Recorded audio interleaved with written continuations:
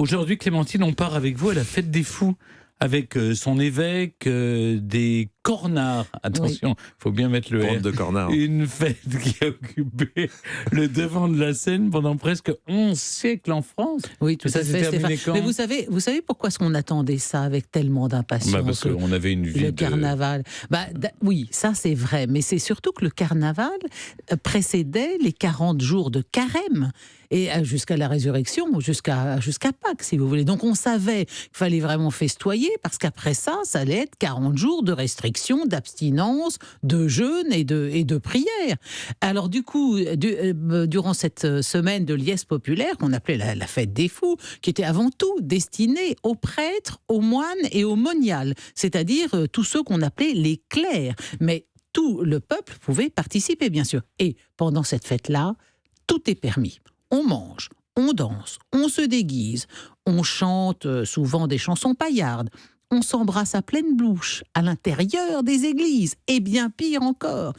Partout dans le royaume de France, la semaine de Mardi Gras est l'occasion d'élire un évêque de carnaval qui prend le titre d'évêque des cornards. Mais à l'époque, d'ailleurs, on supprimait aisément le R. L'évêque des connards, évêque des cornards. Oui, tout à fait. Oui, absolument. Donc, on alors, s'est pas trompé. qu'est-ce que c'est que l'évêque des cornards? D'ailleurs, le mot cornard, ça vient de cocu. Oui. C'est le cocu. Cornes, C'est les cornes. C'est l'évêque des cocus.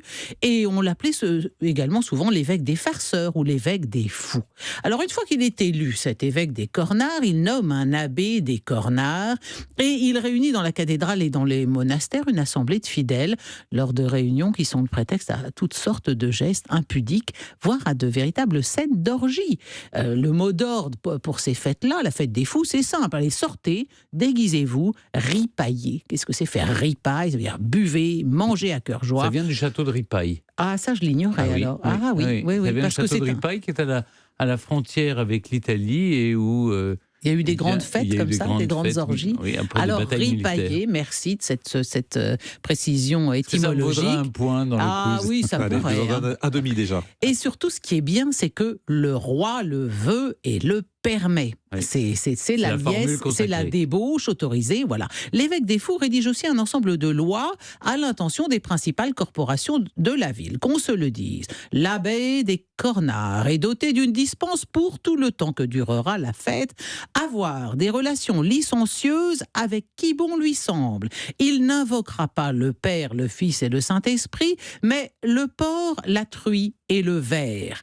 Tout cornard marié est autorisé à faire de même avec sa servante ou sa voisine. Ça va quand même très loin, cette histoire. Bon, tout le monde est mis à contribution. Les meuniers, les couturiers, les tailleurs, qui doivent prêter leur concours pour réaliser les costumes.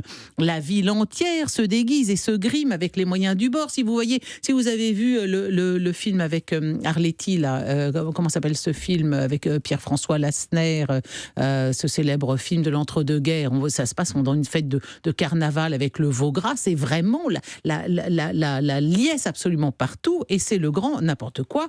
Et il faut évidemment, on boit beaucoup, les taverniers sont priés d'être généreux, et en fait, alors là, ça c'est quand même intéressant, obligation est faite à tous de nettoyer les rues chaque jour après le passage des processions. Alors il n'y a pas les voitures poubelles là qui viennent tout nettoyer, ce sont les gens eux-mêmes qui nettoient.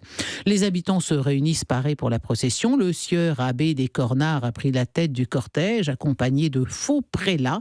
Tout le monde est donc habillé de costumes bariolés, masqués, parce que l'anonymat c'est essentiel. C'est vrai que pour aller regarder, quand on veut vraiment déborder, casser des vitrines, piller aujourd'hui, on met des cagoules, là on est masqué et on fait les fous.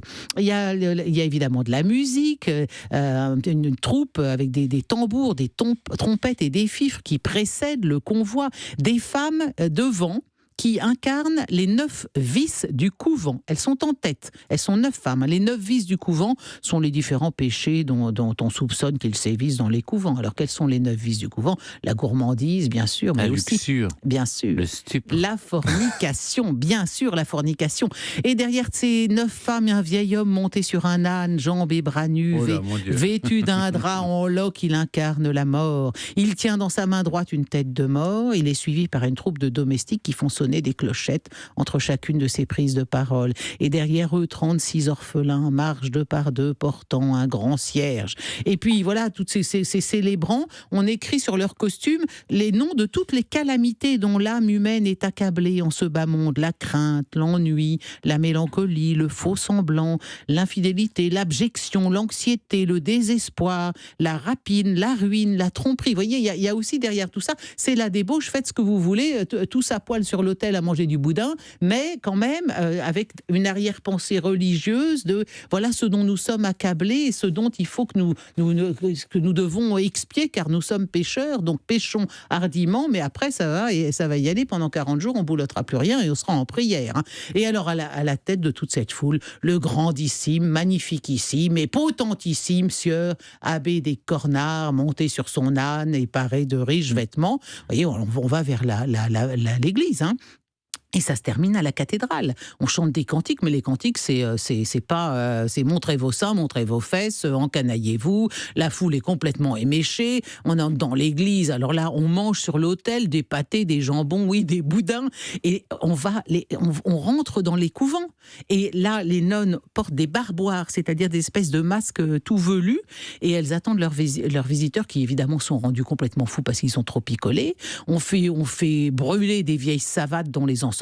Enfin, c'est le monde à l'envers, c'est ça le principe. Et imaginez un étranger qui arrive pour la première fois dans le royaume de France à cette époque de l'année, c'est un spectacle effarant. Comment l'Église catholique peut-elle tolérer cette fête des fous qui tient de la débauche la plus débridée? Bah oui, mais ça, je crois que c'est Virginie qui nous l'a déjà raconté. C'est les thesmophories et les saturnales, c'était des grandes fêtes comme ça de débauche dans l'Antiquité. Et quand le christianisme est devenu la religion principale, on n'a pas voulu priver les fidèles de ce moment de défoulement complet. C'est un exutoire indispensable pour le peuple qui est accablé par le froid, l'hiver, les épidémies, les famines, les guerres incessantes dans le royaume. Et ben voilà pourquoi elles sont tant attendues.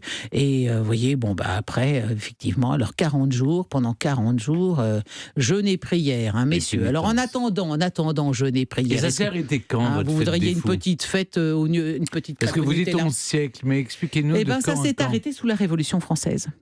Parce que toutes ces solennités religieuses qui se pratiquaient depuis la nuit des temps, la religion naturellement... Et c'est pas revenu après à la Restauration? Non, je pense qu'il est resté quand même... Je parlais de ce film dont j'arrive pas à me souvenir. Oh, mais Les Enfants du Paradis. Voilà, Les Enfants du Paradis. Les Enfants du Paradis, c'est un carnaval assez riche. Comment dire? On sent qu'il y a encore une tradition assez proche de réjouissance pour le carnaval. Mais où fête-t-on le carnaval de nos jours? À Dunkerque. À Dunkerque, c'est vrai. À Nice aussi, toujours, avec le corso fleuri. Mais sinon, le carnaval, oui, on se fait des crêpes et on met des masques pour aller à l'école. On le faisait quand on était petit. Vous vous souvenez des masques qu'on mettait? Mais merci beaucoup, Clémentine. 9 minutes, c'est bien.